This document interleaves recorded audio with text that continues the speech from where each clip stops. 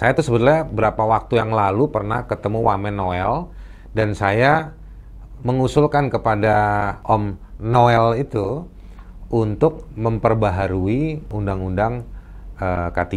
Jadi asal nyuap aja ke pejabat di Kemenaker, dapatlah sertifikasi K3. 22 orang meninggal tiap hari.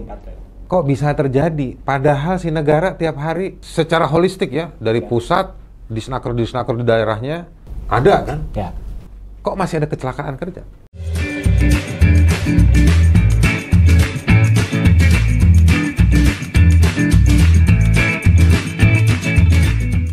Halo orang-orang baik sekalian, ketemu lagi kita di Ngehamtam, ngebahas HAM bersama tamu.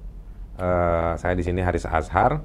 Tamu saya ini namanya bukan striker Persib, tapi dia adalah striker yang lain. Asik. Ajat Sudrajat. Okay. Ya, Kang Ajat ya? Ya, boleh. Sekarang. Kang Ajat ini dari organisasi namanya Lion, tapi ini Lion. Ini karena Indonesia dari Bandung, ya, ya, dari Indonesia. Dari kantornya di Bandung. Di Lion, Bandung ya. Ya. Lokal, Lion apa nih? Kepanjangannya apa? Local Initiative for Occupational Safety and Health Network. Jadi Local Initiative for OSH Network. OSH itu? Occupational Safety and Health, jaringan inisiatif untuk kesehatan dan keselamatan kerja. Nah, itulah. Jadi teman-teman sekalian, kita ini lagi mau ngebahas K3.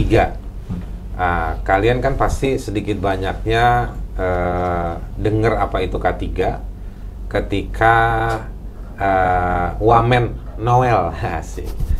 Dia kena Noel dari KPK, Immanuel Ebenezer, karena dugaan suap ya, dugaan suap soal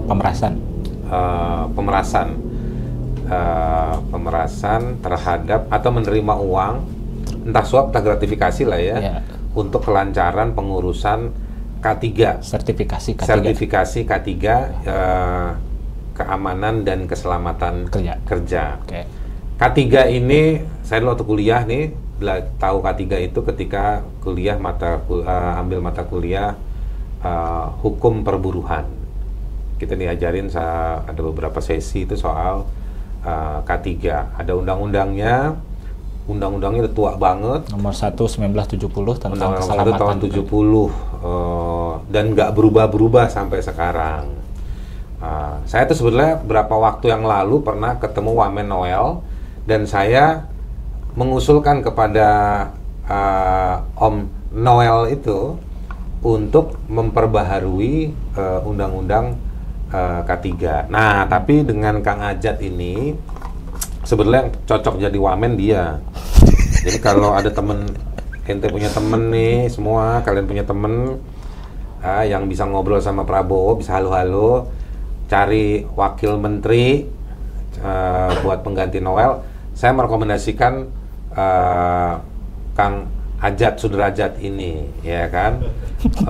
Karena dia paham betul dan dia punya data yang ngeri-ngeri nih yang kita akan bahas di Ngehamtam edisi kali ini, edisi K3. Menurut Anda suasana YouTube ini sudah memenuhi unsur K3 belum? Ya harus diukur sih, ini nanti dikalikan dengan berapa jam kita di sini, karena itu ya pasti berpengaruh dengan. Kira-kira kita 6 jam di sini. Nah, dia langsung bisa ngukur nih, ya kan? Nah, teman-teman nanti bisa buka websitenya nih, websitenya Lion Indonesia.org. lionindonesia.org. Ada Instagramnya juga ya? Ada lokal dan inisiatif. Oke. Kita mulai dari kontroversi dulu. Gimana Kang Ajat lihat Noel itu sama timnya? Terkait dengan apa ya? Maksudnya saya membahas dengan kawan-kawan gitu ya. Kita marah ya, seharusnya kita marah gitu. Marah dengan apa yang. Tapi ternyata nggak marah ya? ya bingung juga marahnya dilampiaskan dengan apa gitu, kita juga masalahnya bingung seberapa, karena udah dihubungin belum sama KPK? Saya? Iya. Belum. Untuk jadi saksi ahli gitu? Belum lah, saya kira masih banyak sih KPK, masih. Kan ada bikin video kemarin lawyer tuh, Firdaus ya, bikin video ke KPK supaya dia jadi lawyernya Noel. Kalau saya mau di sini saya mau bilang KPK, undanglah Kang Ajat Sudrajat ini. Nah, untuk tahu kalau bahasa dangdut cengkok-cengkoknya ya, keberbahayaannya ya, gitu. Gimana? Ya Misalnya kita diskusi sih kan, dengan respon kawan-kawan. teman-teman Lyon gimana ngelihat kelakuan Yes. Kementerian Tenaga Kerja? Emang udah curiga lama? Berangkatnya mungkin dari sini gitu ya. Ini kan dilakukan oleh mereka aparatur negara, walaupun yang pas ditangkap itu juga ada bagian dari pihak swasta yang dia adalah, kalau bahasa di media itu disebutnya agen sertifikasi K3 gitu. Selama ini memang kalau Agen sertifikasi K3, banyak tuh ya? sebenarnya itu sebutnya PJK3, perusahaan jasa K3. Dia Oke. perusahaan yang didaftarkan ke pemerintah atau istilahnya ditunjuk oleh pemerintah untuk melaksanakan pembinaan K3 gitu, termasuk yang ditangkap itu ya, Oke, pihak oke. swasta itu. Terus? Jadi pas ya gini, yang membuat sakit hati kami gitu, kawan-kawan, dan ini kami menganggapnya ini jauh besar daripada sebuah penghinaan kepada kawan-kawan gitu ya. Yang kawan-kawan buruh yang setiap harinya berjuang untuk memperjuangkan hak atas tempat kerja yang sehat dan aman gitu. Tapi juga lebih jauh lagi, kawan-kawan buruh yang berjuang ini dia juga ingin memperjuangkan hak atas tempat kerja yang sehat dan aman, tapi dia juga menghadapi ancaman-ancaman seperti PHK, pemecatan gitu ya, union busting, bahkan juga beberapa kasus kawan-kawan diancam untuk dikriminalisasi ketika memperjuangkan hak atas tempat kerjanya.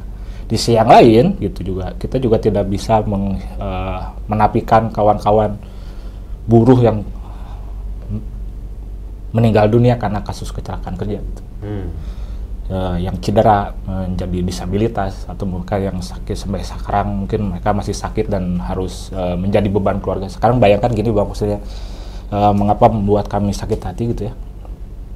Seorang buruh berangkat kerja ke rumah, dari rumah menuju tempat kerjanya, itu bukan hanya sekedar mencari uang Bang, tapi dia juga untuk menaikkan harkat derajat martabatnya untuk sebagai buruh atau orang yang bekerja gitu. Jadi nilainya besar gitu. Dan niatan mulia dari setiap buruh yang bekerja itu seharusnya dia juga mendapatkan perlindungan di tempat kerjanya. Pulang kerja dalam keadaan selamat atau pulang sehat gitu. Itu menjadi hak asasi manusia dan itu sudah diakui. Jadi itu apa, gambaran moral dan kemanusiaan ya, di balik isu K3 itu ya. Yang sebenarnya teman-teman buruh ini sebenarnya kan bukan cuma memperjuangkan K3 yang baik dan benar, tapi juga menjalani. Ketika K3-nya nggak benar, mereka kan yang harus kerja kan. Iya, mereka yang padahal gaji juga nggak gede-gede amat. Mereka mempertaruhkan nyawanya setiap hari. Gitu. Orang-orang baik sekalian, barang yang Anda pakai tiap hari, banyak barang atau hal-hal ya, pelayanan-pelayanan yang Anda dapat tiap hari itu adalah barang-barang yang dipraktekkan atau dikerjakan oleh mereka yang statusnya adalah pekerja atau buruh. Ya, misalnya, jadi kalau Anda punya layanan internet di rumah atau di kantor, rusak, Anda telepon ke penyedia perusahaan, maka yang datang adalah pekerjanya, bukan si pemilik perusahaannya. Bukan.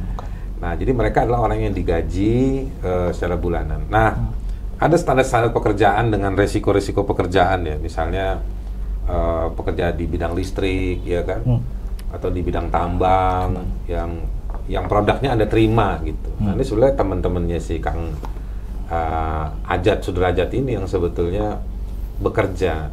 Tapi juga ada Kang Ajat nih buruh juga ya? Ya, kita semua buruh gitu kalau definisinya seseorang terikat sama satu perusahaan nggak? Udah nggak? Oh nggak, kalau perusahaan nggak. Nah, sekarang Kang Ajat ini sama teman-teman di Lyon, orang-orang baik sekalian ya. Ini baru Januari lalu sebelum si Noel ditangkap sama KPK, teman-teman ini sudah merilis satu laporan yang judulnya Yang Tidak Terhitung, ya kan, menyoal situasi K3 di Indonesia. Dirilis bulan Januari tahun 2025. Ini udah disampaikan belum ke Kementerian Tenaga Kerja? Ya, sebenarnya itu data-data juga ngambil dari sana. Jadi ini membuat kita marah ke Bang Musna itu. Kita itu saat ini itu dalam keadaan darurat K3.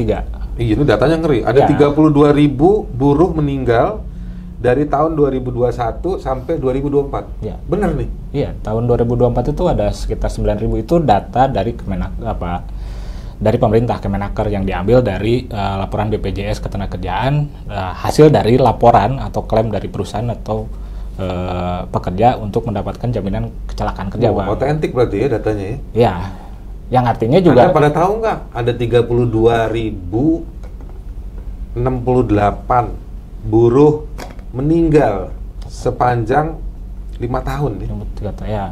Itu kalau dirata-ratakan misalkan tahun 2024 itu kan ada 400.000 lebih kasus kecelakaan kerja, terus ada 9.000 kawan-kawan kita para buruh yang meninggal dunia karena pekerjaannya tidak bisa lagi kembali pulang ke rumahnya gitu. Itu kalau dirata-ratakan itu ada hampir 10.000 kasus kecelakaan kerja setiap hari, Bang.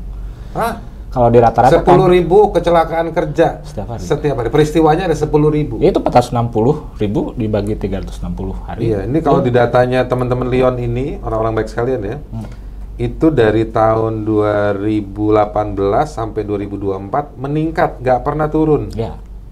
Kecelakaan kerjanya ya, berdasarkan data dari BPJS Tenaga Kerja. Oke.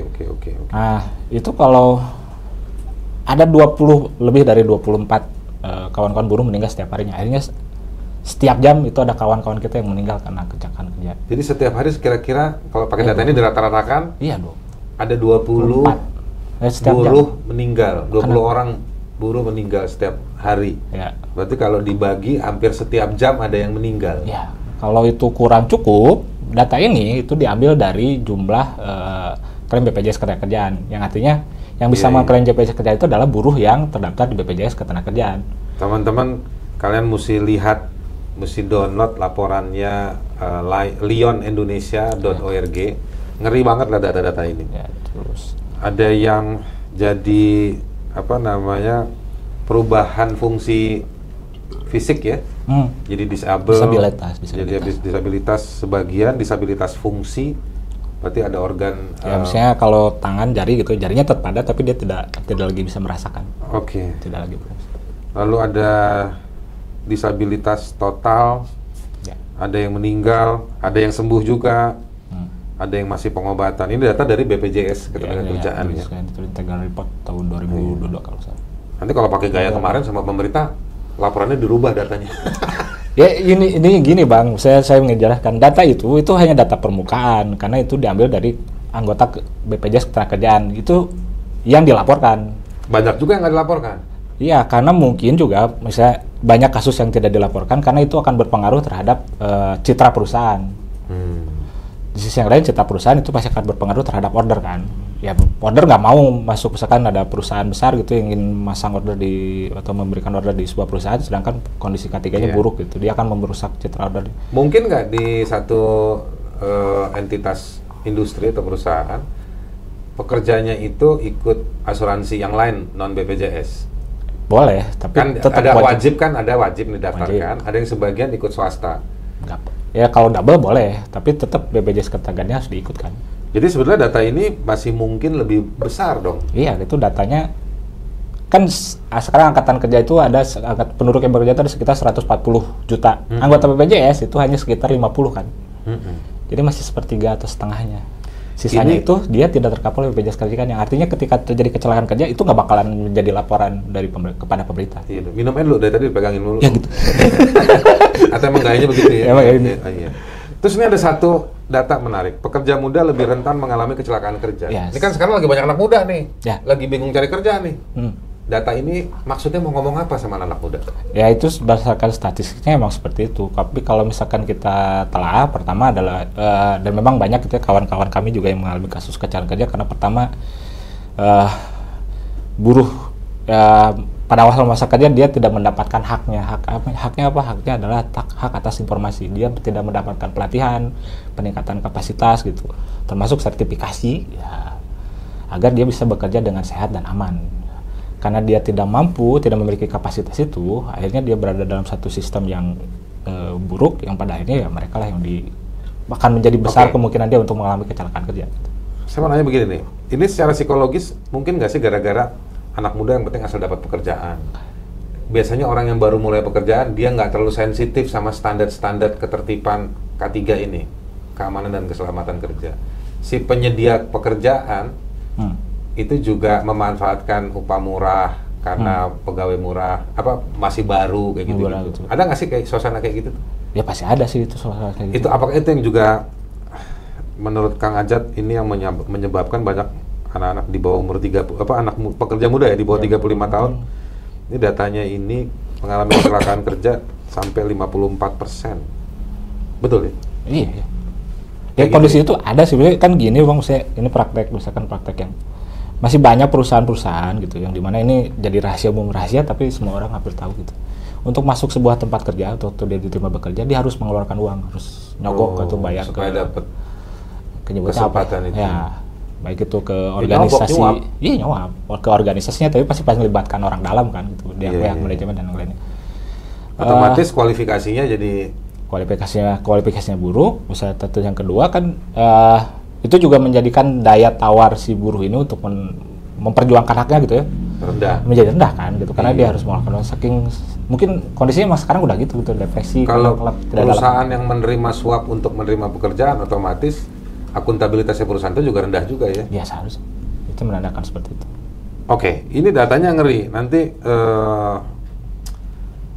kalau orang baik sekalian, nanti di video ini dan juga nanti kita akan bikin paket informasi bareng sama Lion Indonesia untuk menjelaskan lebih jauh. Tapi saya mau masuk ke isu soal tadi tuh bisnis sertifikasi K3. Oke. Sebesar apa sih? Sengeri apa sih? Di sektor industri apa aja sih? Sok lah. Jadi mungkin gini Bang, ya saya tidak ingin mengurangi rasa hormat buat kawan-kawan yang meninggal atau menjadi disabilitas karena kasus kecelakaan kerja gitu Bang ya. Kalau misalkan dari pendapat saya gitu ya, mungkin kalau kita lihat dari ini dilakukan oleh pihak aparatur pemerintah gitu ya, Kemenaker. Apakah Kemenaker mampu melakukan misalkan pemerasan atau itu? Iya. Itu mungkin bisa dilakukan karena dia memiliki kewenangan penuh. Kewenangannya apa aja sih kewenangannya? Jadi setiap perusahaan itu dia wajib untuk mendapatkan menjalankan SMK 3. Salah satu syarat atau untuk menunjukkan bahwa perusahaan itu menjalankan sistem manajemen kesehatan dan keselamatan kerja. Supaya perusahaan itu bisa jalan tiap tahunnya, salah satu syaratnya harus punya sertifikat SMK 3. SMK 3. Sistem manajemen K3 itu untuk perusahaan dan juga termasuk para personil atau para buruh di dalamnya. Oke. Itulah yang disebut dengan ahli K3. Itu ada ahli K3 umum, di dalam perusahaan harus ada ahli K3.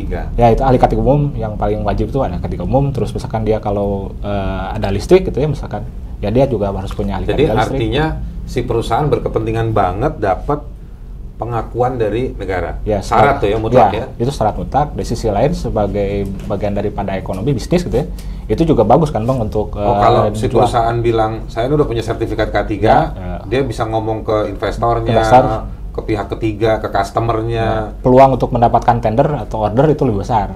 Padahal sertifikat K3 tadi, SMK 3 tadi itu ternyata bisa didapat dengan cara yang haram. Bisa kejadian kasus ini coba ya, gimana? Jadi asal nyuap aja ke pejabat di Kemenaker dapatlah sertifikasi K3. Oke. Mungkin ya. Apakah semua industri di Indonesia ini ke Kemenaker di pusat atau ini sebenarnya di daerah, rejim daerah ini? Di peraturannya di Snaker daerah.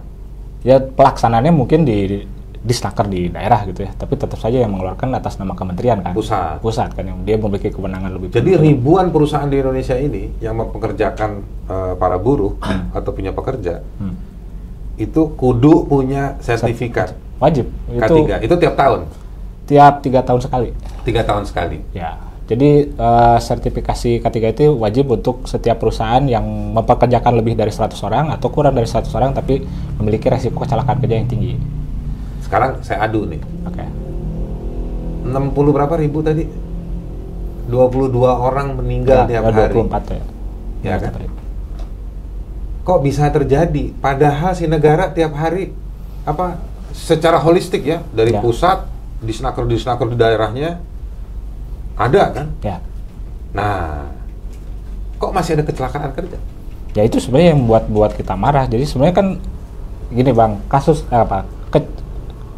SMK 3 itu adalah standar untuk mencegah kasus kecelakaan kerja atau penyakit akibat kerja.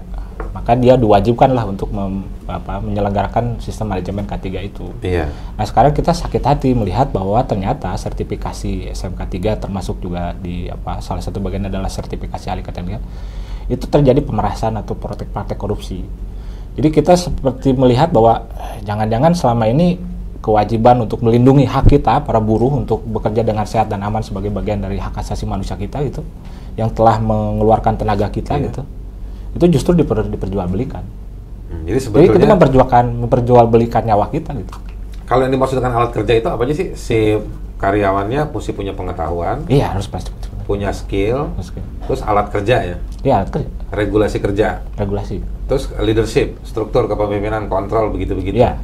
Itu yang dia. Nah, ini kan tema-tema doang nih. Kalau dibongkar lebih jauh, sebetulnya harusnya lebih detail lagi, lebih banyak ya. Misalnya kayak alat kerja, ya kan? Sektor produksi dan sektor jasa itu beda kan? Ya, Sektor barang dan resikonya sektor berbeda. jasa Resikonya berbeda. Biasanya di perusahaan mana yang K3-nya ini, saya gampang lu deh, yang jelimet tuh di mana? Sektor apa? Menjelimet rantai pasok. Kalau dalam advokasi ya, Iya. kan kalau saya dalam pengalaman advokasi yang paling sulit itu dia kalau udah jadi gini, Bang. Perlindungan atas kesehatan dan keselamatan kerja itu akan dia semakin dia berbanding lurus dengan status kerja, Iya. kebebasan berserikat, termasuk juga upah. Iya. Menurut saya karena itu akan berpengaruh terhadap dengan Ada orang upah rendah tapi resikonya ditinggiin. Nah, itu nggak Iya, benar tuh ya. semakin rendah upahnya, semakin resiko Harusnya kecelakaannya semakin tinggi. Karena apa? Misalkan gini, Bang. Itu dalam prakteknya atau dalam regulasinya begitu? Dalam prakteknya, dan itu dilegalkan oleh undang-undangnya, oleh peraturan. Misalnya gini, Bang. Yang misalkan makin bos, makin gede gajinya, makin resiko gak ada resiko. resikonya semakin kecil. Iya. Jadi misalkan gini, kalau misalkan upah saya kurang gitu, tidak layak, maka apa yang harus saya lakukan? Saya harus lembur. Saya menambah jam kerja, semakin banyak jam kerja, saya akan mengalami kasus kecelakaan kerja yang lebih tinggi lah risikonya. Sakitnya juga akan semakin tinggi. Oke. Padahal jaminan asuransinya kalau yang gajinya kecil, pelayanannya rendah juga. Ya, itu juga. Misalkan kan ada ya tadi sertifikasi K3, misalkan kalau dilihat tuh yang ditangkap itu ya, itu kan dinas-dinas bagiannya apa aja gitu. Pertama dia kelembagaan, personil K3, terus ada satu lagi yang bagian dari kesehatan kerja. Jadi setiap buruh itu atau setiap perusahaan dia wajib melakukan medical check up tuh, Bang. Pemeriksaan kesehatan secara menyeluruh gitu berbasis risiko tadi yang seperti Abang bilang. Itu minimal 1 tahun sekali. Nah, itu sebagai syarat salah satu SMK 3. Nah, kayaknya mungkin dia terlibat itu agar mendapatkan sertifikat SMK 3 dengan telah melakukan medical check up. Ya mungkin medical check up-nya tidak dilakukan secara serius atau sehingga ya dia tinggal ACC oleh orang yang memiliki kewenangan. Dengan kata lain, saya mau coba melanjutkan. Sebenarnya atau gini dulu deh, praktek-praktek nyuap untuk keluar sertifikat K3 ini atau SMK 3 ini banyak terjadi nggak sih? Kalau dibaca di berita terakhir itu, apa yang dilakukan oleh mereka yang tertangkap itu, dia memperlambat atau dia tidak mengeluarkan sertifikasi itu. Jadi sertifikasi itu gini, Bang, misalkan saya ingin mendapatkan sertifikasi ahli K3 umum. Saya harus ikutan di PJK 3 yang menyelenggarakan sertifikasi ahli K3 umum, sertifikasi Kemenaker. Nah, saya harus 12 hari, 9 hari teori gitu.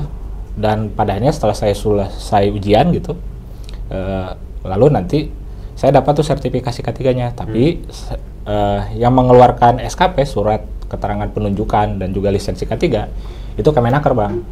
Itu bisa 3 bulan. Nah, kewenangannya dari siapa? Kewenangannya di Kementerian. Kemenaker. Jadi punya kuasa penuh gitu. Jadi dia kemungkinan untuk melakukan itu bisa.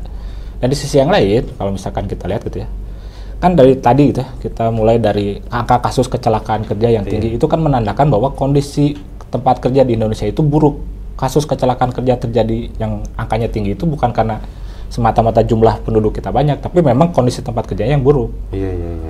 Nah, semakin buruk kondisi tempat kerjanya, itu kan semakin banyak, semakin besar peluang seseorang yang memiliki kewenangan untuk melakukan pemerasan. Oke.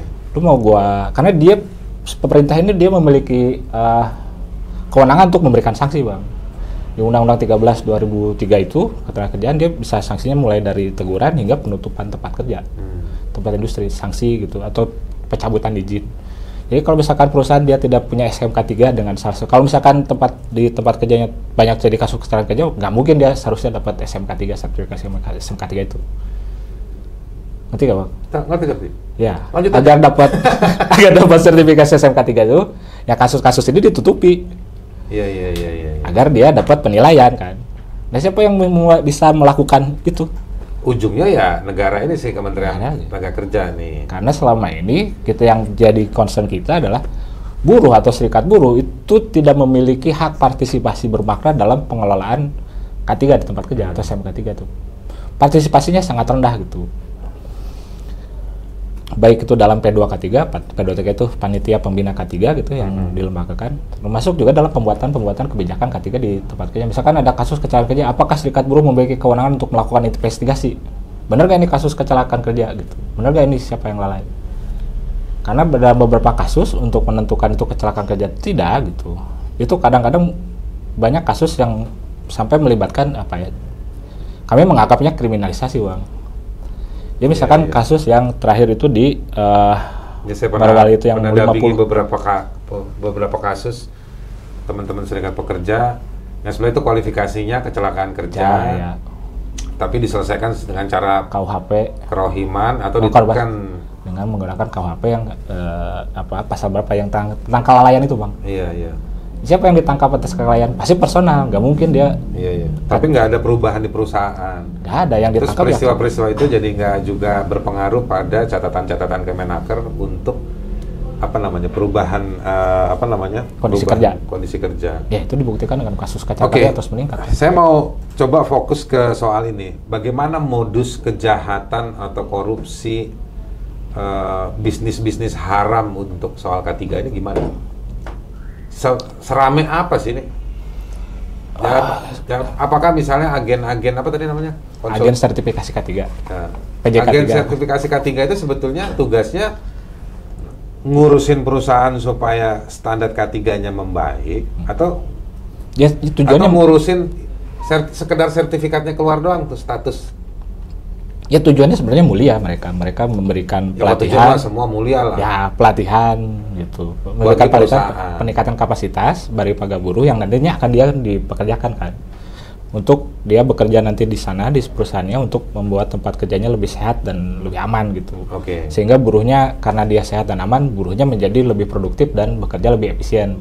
Tujuannya seperti itu selain menjalankan undang-undang gitu. Sangat masuk akal lah. Sangat masuk akal gitu. Dan sangat baik lah. Ya. Tapi dalam prakteknya ya, kalau misalkan data nggak malu mereka itu. Dinas si agen-agen itu nggak malu apa ngelihat angka kecelakaan kerja tinggi begini meningkat setiap hari. Ya itu. Seharusnya mereka malu gitu, makanya itu yang membuat kami merasa marah gitu, merasa ya ini penghinaan terhadap belum kelihatan marah. Masa marah di depan abang? Atau harus bawa mobil komando gitu kita ke depan? Ya maksudnya, mesti kalian kepung lah DPR, minta undang-undang K3 itu dirubah. Siapa nih Menteri Tenaga Kerja nih Yasirli ya? Datengin. Pampangkan data-data ini gitu. Tapi tunjuk juga siapa sebenarnya biang keroknya semua.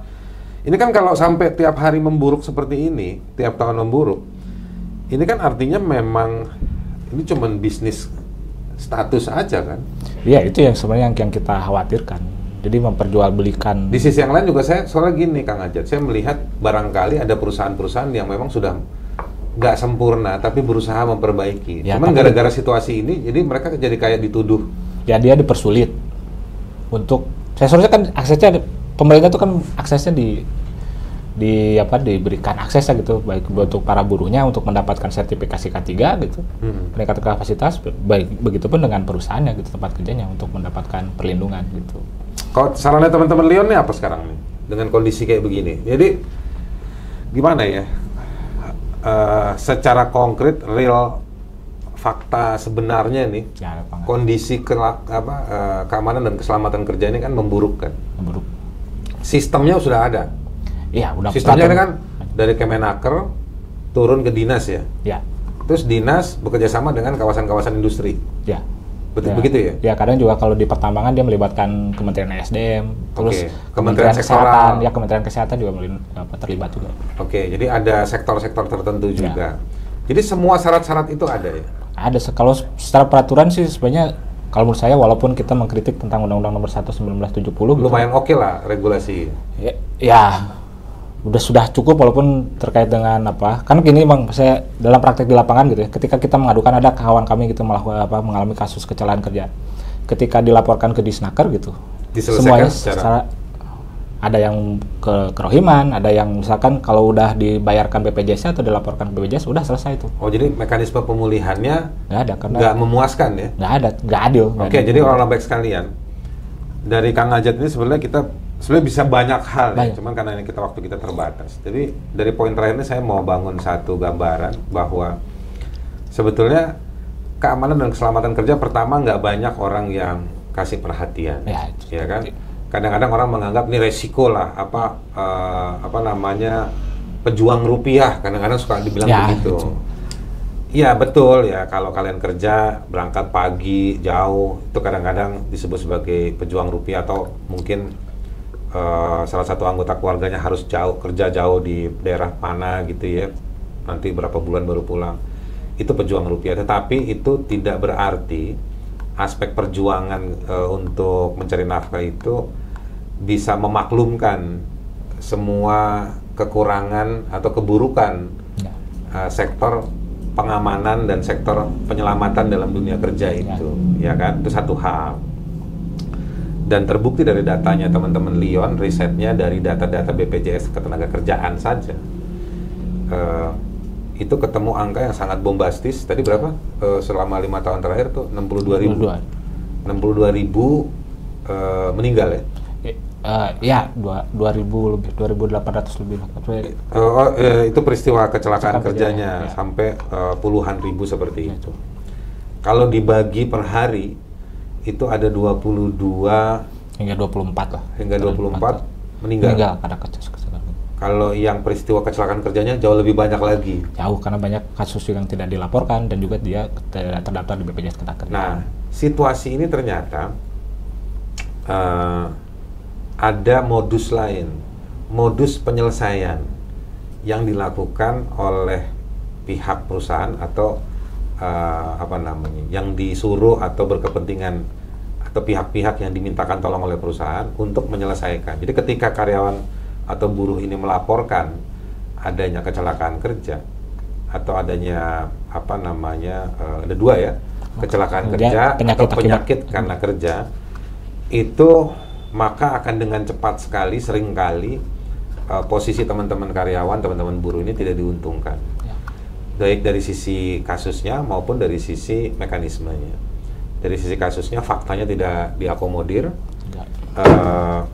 Kalau dari sisi mekanismenya sering tidak dijalani, ya dipersulit, lalu seolah-olah berkoresponden dengan tawaran-tawaran yang di luar dari mekanisme ya, atau dia dihadapkan dengan pihak aparatur kepolisian atau diancam ya dengan KUHP. Kejadian tuh ya yang menuntut pemulihan hak akibat kecelakaan atau ketidakselamatan kerja ini, justru malah diancam untuk dipidanakan. Dipidanakan karena dianggap lalai gitu. Itu bisa kepada korban, bisa kepada kawan-kawan yang partner kerjanya atau kepada supervisornya gitu, yang sama-sama buruh gitu, dianggap bertanggung jawab atas.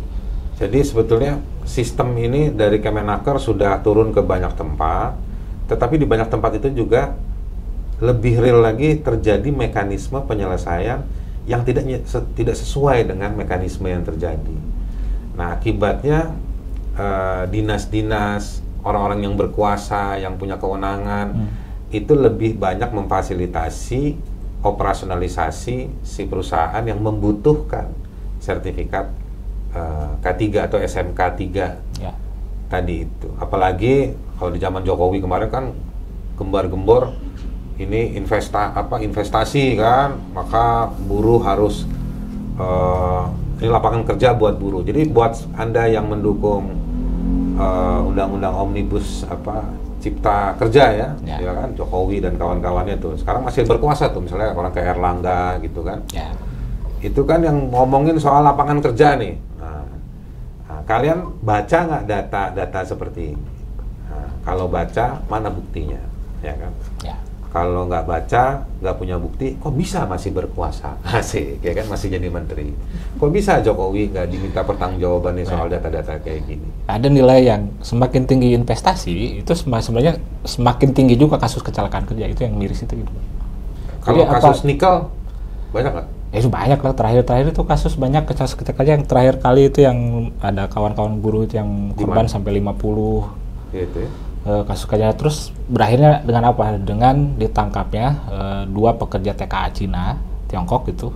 Terus dia disalahin? Jadi saya, bukan si pemilik usaha. Padahal kalau bicara tentang K3 itu kalau masuk ke kecelakaan kerja, itu kan sistematis. Siapa yang memiliki kewenangan? Jadi model-modelnya adalah model-model disalahkan pada person-person tertentu ya? Iya, makanya kita sebutnya mengkambing hitamkan atau mengkriminalisasi lah. Peluangnya besar gitu. K3 ini masih masalah serius ya? Serius lah, itu ini masalah nyawa gitu. Masalahnya. Ini tadi balik lagi, ini ngomongin hak asasi, kan bicara tentang hak atas penghidupan dan pekerjaan yang layak itu bukan hanya sekedar upah, tapi juga atas kesehatan dan keamanan. Iya. Harga dirinya dia tidak boleh didiskriminasi, tidak boleh dilecehkan. Betul. Itu juga termasuk gitu. Kalau Itu juga masuk K3 sebenarnya. Betul ya, kalau ada kecelakaan kerja macam-macam. Saya punya ngedampingin beberapa temen buruh gitu ya. Ada yang penyakit akibat kerja juga ada banyak ya. Nah, itu lebih tinggi. Kalau kerjanya baik-baik aja, tapi lama-lama badannya, organnya stroke dia. Kan kalau menurut laporan ILO itu 1 berbanding 6 Bang. 1 yang meninggal karena kecelakaan kerja, yang 6-nya itu meninggal karena penyakit akibat kerja. Jadi seharusnya angka kasus penyakit akibat kerja itu harus tinggi. Jadi waktu Prabowo nyanyi-nyanyi yel-yel lagu buruh di hari buruh 1 Mei itu, dia nggak berbanding lurus dengan perbaikan kondisi K3 ini. Ya 3 janjinya aja sampai sekarang belum dilaksanakan. Hapus outsourcing, PPRT disahkan 3 bulan, dalam 3 bulan sampai sekarang belum dilaksanakan. Belum dilaksanakan ya? Belum. Terus mau bikin satgas PHK gitu. Iya. Yang menyikapi itu, kalau menurut saya ya satgas PHK bagus gitu. Tapi sebenarnya kalau dengan kondisi hari ini Satgas K3 juga perlu dibuat gitu kalau misalkan. Tapi kan dengan adanya Satgas K3 ya ini kan udah membuktikan bahwa sebenarnya pemerintah tidak berjalan secara optimal untuk melindungi itu. Terakhir nih Kang Ajat, khawatir nggak dengan ditangkapnya Noel, ujung-ujungnya isu K3 ini hanya mengantarkan Noel dan bromo corahnya itu berapa orang itu dihukum. Lalu habis itu ada pengganti politis baru gitu, dan K3 jadi diskusi yang panjang, melelahkan, sementara tiap hari ada 20 orang meninggal setiap hari. Kira-kira gimana? Setuju nggak dengan statement itu? Ya kalau dalam pengalaman saya dulu ada kasus di Tangerang, Kosambi Tangerang, ada PT Pancabuana yang pabrik petasan itu meninggal, ingat nggak Bang? Itu ada lebih dari 50 orang yang meninggal dunia juga. Di sana tuh ada pekerja-pekerja anak gitu. Lalu setelah itu mulailah kasus isu K3 mulai naik gitu. Terus ada wacana untuk merevisi Undang-Undang Nomor 1 1970. Tapi nggak sekarang. Ini kondisinya masih seperti ini Bang. Iya. Ya saya harapkan. Jadi saya bukan nggak percaya dengan pemerintah gitu. Tapi saya lebih rasa optimis saya selalu tumbuh gitu, semakin menguatkan ketika saya melihat kawan-kawan buruh, serikat buruh gitu. Berani untuk berserikat, berani untuk memperjuangkan haknya, dan itu semua pasti berbanding lurus dengan kemampuan atau keinginan kawan-kawan untuk memperbaiki kondisi kerja. Karena kalau misalkan kawan-kawan tidak berserikat gitu, sekarang berapa sih jumlah buruh yang berserikat sekarang gitu? Semakin sulit buruh kawan-kawan sekarang untuk berserikat gitu. Saya mau nitip agenda di situ, intinya saya mau bilang kita jangan takut dan jangan nungguin negara ya. Jangan. Karena kita kudu wajib lah ya. Udah kudu wajib lagi untuk bekerja, mengaktualisasi diri, meningkatkan kapasitas. Tapi kalau kita cengeng, ngandelin negara, ngandelin partai-partai, termasuk ngandelin partai buruh, Ompai Iqbal, ya kan, ngandelin yang begitu-begitu, kelamaan. Sementara kecelakaan kerja terjadi tiap hari,